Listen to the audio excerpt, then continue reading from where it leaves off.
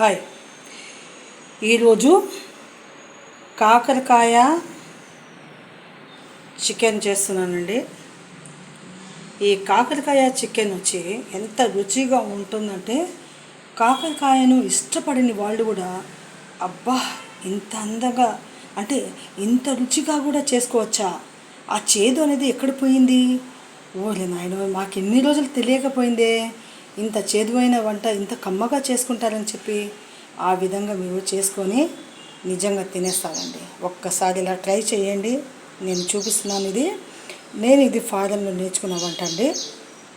సరే, మీకు ఇప్పుడు నేను ఇవన్నీ చేసి పెట్టుకున్నాను కదా, ఆ కాకరకాయని ఎలా సన్నగా ముక్కలు చేసుకోవాలో అది కూడా చూపిస్తాను.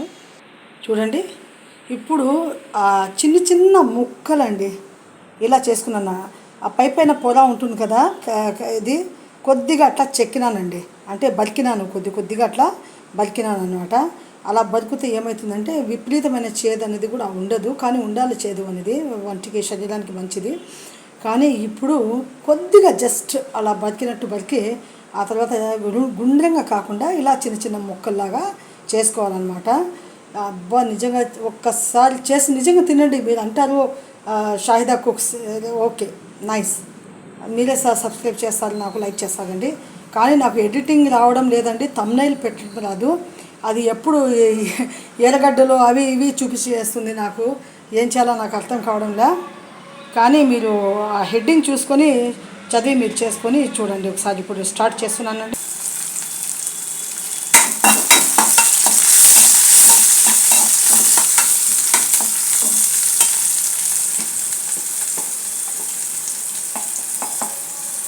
అల్లం వెల్లుల్లి పేస్ట్ వేస్తున్నాను.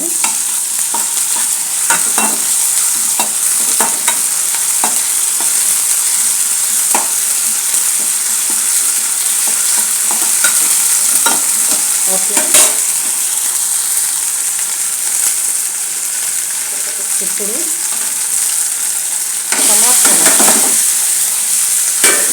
టమాటాలు కొత్తిమీర కూడా వెంటనే వేసేస్తున్నాను. బాగా నలగాలి కదా ఇది.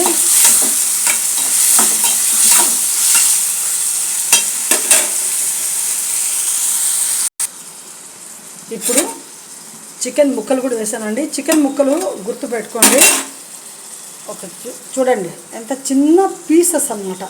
ఈ విధంగా చిన్న చిన్న పీసెస్ కట్ చేసుకోవాలి. అలా కట్ చేసుకుంటేనే ఆ కాకరకాయ వేపుడులో బాగుంటుందండి. కాకరకాయ రోస్ట్ అన్నమాట ఇది.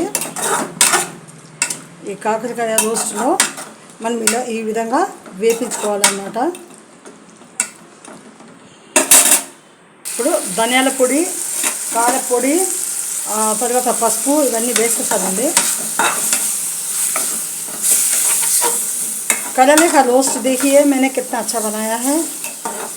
आप तेलुगु में मैं बोलता है, फिर भी जो पकवान करती हूँ ना तरीक़ा सब डालती हूँ, समझ जाइए, फिर भी बोलने की ज़रूरत नहीं है. ఆయిల్ చూడండి ఈ విధంగా తేలాలి.